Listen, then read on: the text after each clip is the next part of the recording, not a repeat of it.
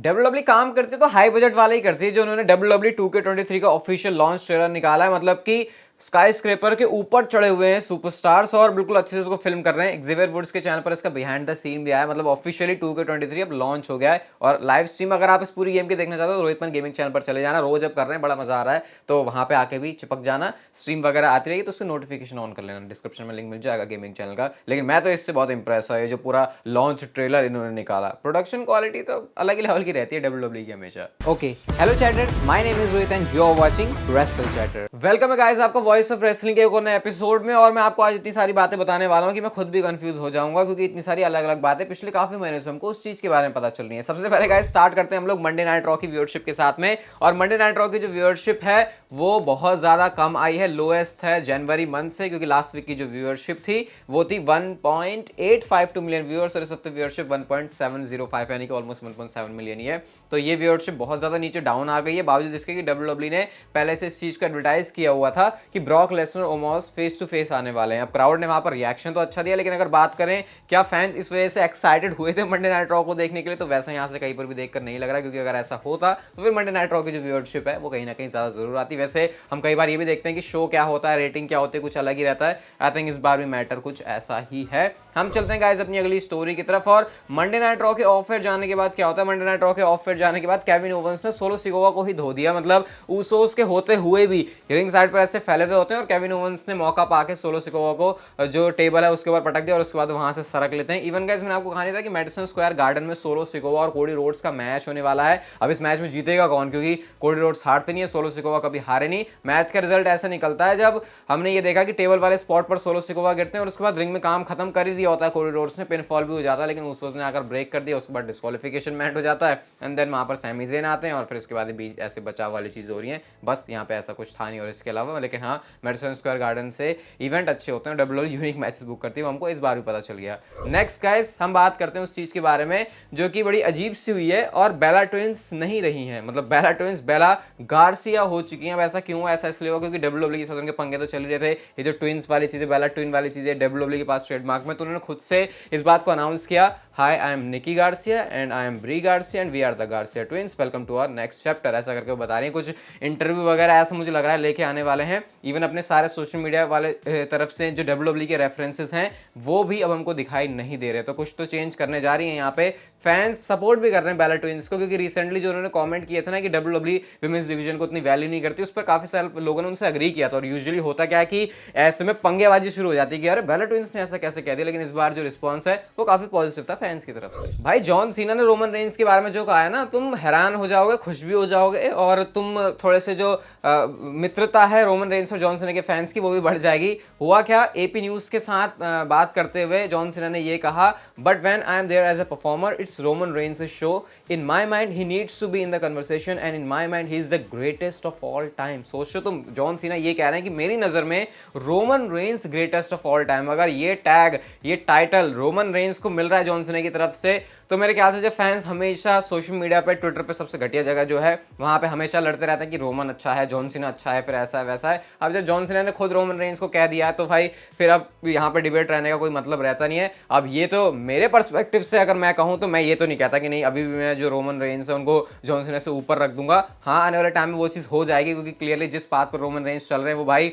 God level पे तो operate करते हैं रोमन रेंस, लेकिन जॉन सीना एक अलग कैटेगरी के सुपरस्टार, उनके लिए फीलिंग अलग है, कंपेयर कभी भी नहीं कर सकते। लेकिन जॉन सीना ने खुद कह दिया है रोमन रेंस को ग्रेटेस्ट ऑफ ऑल टाइम। इसके ऊपर आपका रिएक्शन क्या है मुझे आप लोग जरूर से बताना कमेंट सेक्शन में। हम चलते हैं गाइस अपनी अगली स्टोरी की तरफ और यहाँ पे उन्होंने बात करी उस चीज के बारे में जॉन सीना ने कि क्या मैं रिटायर हो रहा हूँ कंपनी से, क्योंकि मैंने आपको बताया था, ट्वीट किया था जॉन सीना ने जहां पर वे कहते हैं कि पहली बार उनको ऐसा लगा कि ये लास्ट टाइम में से एक होगा जो वो आ रहे हैं, जो वो आए थे मंडे नाइट रॉ पर ऑस्टिन थियरी के साथ, जो उन्होंने मैच अपना ऑफिशियल किया था। उन्होंने कहा लोगों ने उस चीज को थोड़ा गलत तरीके से ले लिया। देखो मैं ये कहना चाह रहा था कि जब भी मैं डब्ल्यूडब्ल्यू के रिंग में इससे पहले आया हूं, मैं ऐसे अरेना में आया हूं, तो मैं बड़ा एक्साइटमेंट में रहता हूं, लेकिन मैंने एक्साइटमेंट को एक तरफ रख के ये सोचा कि अब ये जो मैं कर रहा हूं ये हो सकता है मेरे डब्ल्यूडब्ल्यू के कुछ लास्ट मूवमेंट्स में से। ऑफ कोर्स मैं अभी आई एम नॉट डन, ऐसा करके जॉन सीना ने बता दिया, तो मतलब थोड़ी यहाँ से राहत की सांस लेने वाली बात है। लेकिन फिर ये भी कहते हैं कि वो इस बात को भी अब महसूस करने लगे हैं कि कैसे डब्ल्यूडब्ल्यू के अंदर अब जो उनका रन चल रहा है, फिर अब जो उनका टाइम होगा डब्ल्यूडब्ल्यू के अंदर, वो उनके ये आखिरी कुछ WWE के पलों में से एक होगा, जो कि सुन के काफ़ी ज़्यादा बुरा लगता है। बट जो भी है ऐसा ही है भाई, अब हर एक सुपरस्टार आया है, डेब्यू भी होता है, चैंपियन भी बनता है, रिटायर भी होता है, और वो चीज़ जॉन सीना के साथ भी होगी। इसी इंटरव्यू के अंदर विंस मैकमैन के बारे में भी जॉन सीना ने बड़ी इंटरेस्टिंग बात बोली। मस्त था ये पूरा इंटरव्यू जॉन सीना का।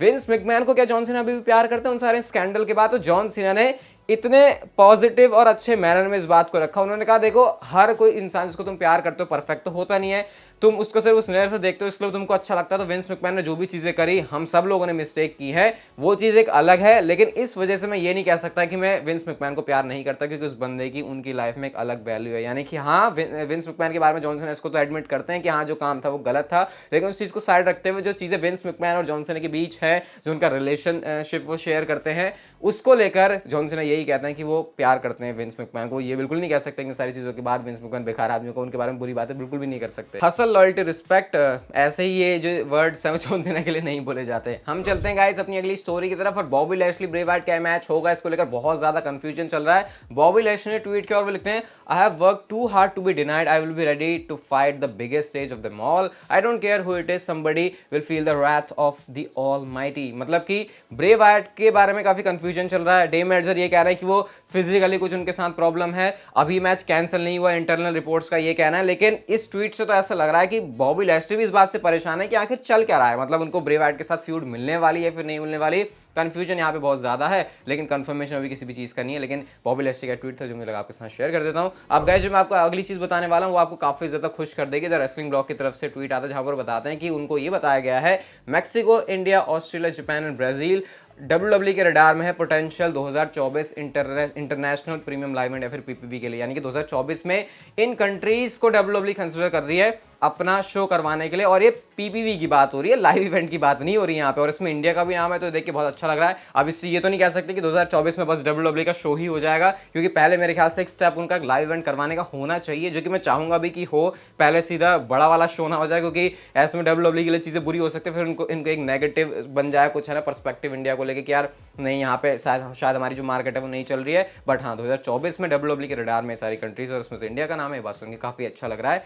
एलए नाइट का गाइस कुछ सिमिलर फैशन में मैच हो सकता है जैसे लास्ट ईयर सेथ रॉलिंस का हुआ था। WWE एलए नाइट को काफी हाई लेवल का सुपरस्टार, मतलब हाई लेवल का सुपरस्टार तो नहीं, काफी ओवर समझती है क्राउड के बीच में, और उनकी नजर में एक मेगा पुश के लिए उनको तैयार किया जाएगा। तो ऐसे में एलए नाइट शेड्यूल है एक मैच रेसलमेनिया में करने के लिए, बट वो अपोनेंट अभी नहीं पता। तो ऐसे में फैंस स्पेकुलेट ये कर रहे हैं कि जो सुपरस्टार है जो एनजेपीडब्ल्यू से भी आ जाएंगे, जे वाइट शायद WWE में वो हो सकते हैं। काफी सारे लोग यहाँ पर स्टोन कोल्ड स्टीव ऑस्टिन का भी नेम ले रहे हैं। वैसे रॉक की आवाज से काफी सिमिलर कहा जाता है एलए नाइट की आवाज को, और एलए नाइट की आवाज थोड़ी थोड़ी मुझे स्टोन कोल्ड जैसी भी लगती है कभी कभी, अगर वो वैसा एक्ट करना चाहे तो। आई थिंक एक पासिंग द टॉर्च मूवमेंट देने के लिए stone cold versus LA night भी एक अच्छा मैच हो सकता है, बट इस प्लान पर भी कंफर्म कुछ भी नहीं है। WWE ने गाइस एक चीज कंफर्म कर दी, और वो है Hell in a Cell match, Finn Balor versus Edge के बीच में एट रेसलमेनिया। अब इसमें डीमन बैलर होंगे। इस बात की तरफ काफी बड़ा इशारा हमको तब मिला जब डीमन वाले वर्ड को ड्रॉप किया था उन्होंने, तो इससे यही इंडिकेशन थी कि डीमन फिन बैलर आएगा, और मुझे तो लगता है कि डीमन फिन बैलर ही आने वाला है। लेकिन क्या एज का कैरेक्टर वही रहने वाला है? तो गाइस चांसेस ये हैं कि जब डीमन बैलर अपने आप को इंट्रोड्यूस करेंगे कि वो उतरने वाला रेसलमेनिया में, तो जवाब में जो एज है वो अपने ब्रूड वाले एज गिमिक की बात करेंगे, और शायद आपको ब्रूड एज वर्सेस डीमन फिन बैलर का मैच देखने को मिलेगा। तो मतलब रेसलमेनिया की stage, Hell in a Cell वाली स्टिपुलेशन और दोनों के गिमिक भी अलग, तो ये मैच तो एक बिल्कुल डिफरेंट लेवल पे जा सकता है अगर WWE इसको इस तरीके से बुक करती है। वेल देखते हैं आने वाले कुछ हफ्तों में क्या सीन बनता है इसको लेके। अंडरटेकर ने गाइस बताया है कि कौन इस समय सही बंदा है रोमन रेंज के रेन को एंड करने के लिए, और ये सुपरस्टार कोई और नहीं बल्कि वही है जो कि फेस करने वाला उनको एट रेसलमेनिया। और यहाँ पर अंडरटेकर ने कोडी रोड्स का नाम लिया। सोचो अंडरटेकर ने कितनी तारीफें की हुई है रोमन रेंज की उनके पूरे रन की, और वो समझते हैं कि सही बंदा कोडी रोड्स के अलावा और कोई नहीं हो सकता रोमन रेंज को हराने के लिए। वो कहते हैं WWE को ऐसे बंदे पर इन्वेस्ट करना चाहिए, ऐसे बंदे पर अपना दाव खेलना चाहिए जो कि उनको लॉन्ग हॉल में चीजें दे सकता है, और वो सुपरस्टार कोडी रोड्स से। और क्योंकि रोमन रेंज की जो पूरी स्टोरी लाइन है वो इतनी अच्छी बन गई है कि अब इसका अगर एंड होता है तो फिर वो किसी एक राइट पर्सन से होना चाहिए, और कोडी रोड्स वो सुपरस्टार है। अंडरटेकर ने ऐसा कहा मेरी नजर में। तो अगर अंडरटेकर इस बात को मानते हैं तो भाई फिर ज्यादा कुछ कंप्लेन नहीं कर सकते। जब लेजेंड ऐसी बात बोलते तो भाई तुमको साइड में बैठ ही जाना चाहिए, क्योंकि उनके ओपिनियन ऑब्वियसली हमारे से तो बेटर ही होंगे, क्योंकि वो इस बिजनेस के अंदर है, उन्होंने सारी चीजें बिहाइंड द सीन से देखी हुई हैं। अब क्या आप सोचते हो अंडरटेकर के इस कमेंट के बारे में, मुझे आप लोग बताना इस वीडियो के कमेंट सेक्शन में। और गाइस हम चलते हैं हमारी आज की नेक्स्ट एंड फाइनल स्टोरी की तरफ। स्टोरीज हैं लेकिन इनको एक पैकेज बना के आपको मैं देना चाहता हूं।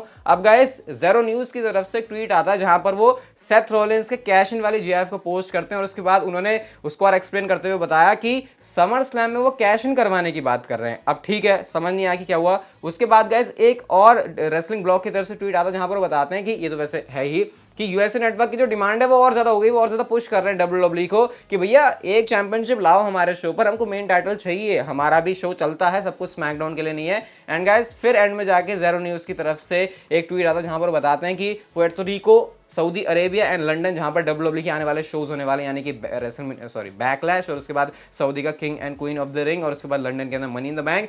You best be ready to acknowledge the universal champion the tribal chief. अब यहां पे नोट करने वाली बात यह है अनडिस्प्यूटेड डब्ल्यूडब्ल्यूई यूनिवर्सल चैंपियन लिखा गया, बल्कि the tribal chief universal champion करके लिखा हुआ है। अब इसका क्या मतलब है? इसका मतलब यह है कि कोडी रोड्स और रोमन रेंज का जो मैच होगा उसमें खत्म होने के बाद भी इतना तो है कि रोमन रेंस रेसलमेनिया के बाद वाले शोज पर भी एज चैंपियन जाने वाले हैं। और क्योंकि यूएसए नेटवर्क जो है टाइटल स्प्लिट की डिमांड कर रहा है और रोमन रेंस को लेकर डब्ल्यूडब्ल्यूई के जो इंटरनल लोगों चाहते हैं कि उनका 1000 दिन का रेन तो होना चाहिए। वो कैसे हो सकता है? यूनिवर्सल चैंपियनशिप को अगर वो लेके जाते तो 1000 दिन का हो जाएगा और ऐसे में डब्ल्यूडब्ल्यूई एक टाइटल रोमन रेंस से ले लेगी।